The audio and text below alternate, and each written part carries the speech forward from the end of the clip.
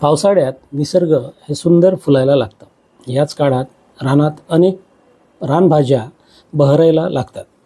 सुंदर निळी फुले, वैशिष्ट्यपूर्ण रचना आणि उपयुक्त औषधी गुणधर्मांचा सुंदर मेळ असणारी व पावसाळ्यात हमखास रानभाजी म्हणून वापरली जाणारी वनस्पती म्हणजेच भारंगी।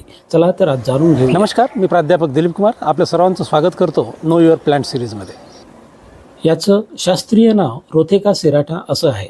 हे लॅमिएसी कुळातील एक सुंदर औषधी क्षूप आहे।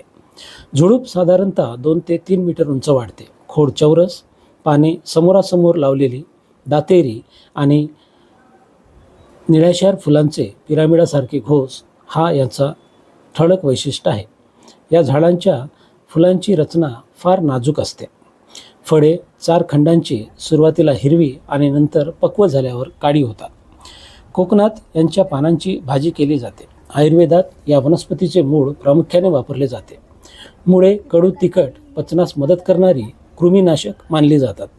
पारंपरिक उपचार प्रणालीमध्ये त्वचारोग, सांधेदुखी, डोकेदुखी, दमा आणि दीर्घकाळ टिकणारा ताप अशा तक्रारींमध्ये मुळांचे काढे किंवा लेप वापरले जातात। स्थानिक परंपरेत वापर असला तरी स्वउपचार टाळावेत। वनस्पतीची अचूक ओळख, योग्य भागांचा योग्य प्रमाणात वापर आणि वैद्यकीय सल्ला